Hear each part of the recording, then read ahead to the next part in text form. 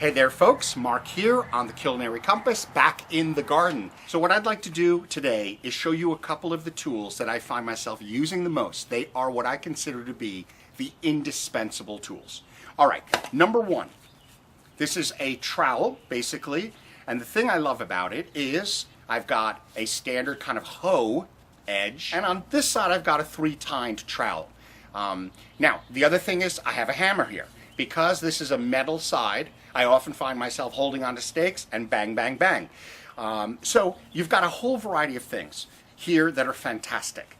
The other thing that's really great about this is the handle is well made out of wood. And there's a nice kind of rubber gripper over here. I find myself using this tool all the time. Digging into the dirt basically to prepare beds, loosening up my compost or other things that I need to just aerate a little bit. I'm basically carrying this everywhere I go. Okay, so here's a second tool. This is called a vice grip. It's a really kind of cool plier-like instrument. What do I use this for in the garden is, I know as we set up our hoses in the spring or take them apart, we often find ourselves with our two hands grabbing onto the hose and trying to tighten it that way. More often, of course, you're probably taking your hose and connecting it to the spigot on the side of your house. And this tool, when gripping the actual hose, the edge, can be used to tighten really tight, which is, of course, what we want, to the spigot. It's a gripper and easy to maneuver. I actually have two of these, so that if there's a hose that I've connected to another hose, I can grab one hose, grab the other, twist, and voila, you are all ready to rock and roll. So, two vice grips in the garden. Get the ones that are bigger like this. They're easier to hold. And again, always buy materials that are the higher quality. Spend the extra $5, the extra $10. When you get your tools, look for wood and look for metal. No plastic. No plastic. You'll end up finding you have to buy a new tool the next year. And nothing could be worse than being in the garden and your tool breaks and you need to get that thing done. Okay, so number 3 today, trowels. I hate this trowel. The reason I hate this trowel is it's good for pretty much only one thing, digging in the garden.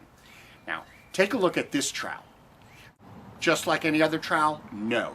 Look at the edge. If you take a careful look, you're going to see teeth. I use that all the time to cut things. We're often using twine in our garden to twine up different kinds of plants.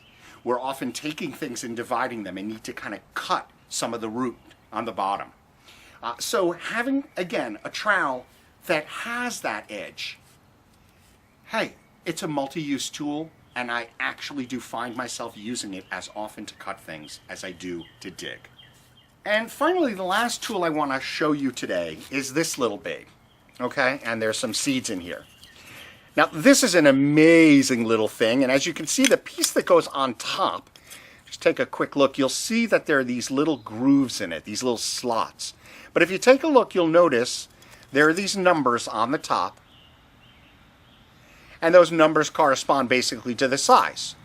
So for certain types of things, like for example, lettuce seeds, you get your lettuce seeds in here, you take the top, you put it on, you press it down and connect it, and then you go ahead and you dial to the size you want for those seeds to come out. You're not sure? Then go ahead and get your hand here and go ahead and gently shake, and you can see the seeds are coming out. This is a perfect number for these seeds. Why? Because the seeds aren't coming out too fast. They're coming out just about right for me to then move down my row and do this to get them in. You know about pinching those little lettuce seeds and you end up having a really hard time getting them even. So that's it for the Culinary Compass today. Remember, good tools make for good gardening. Ciao for now.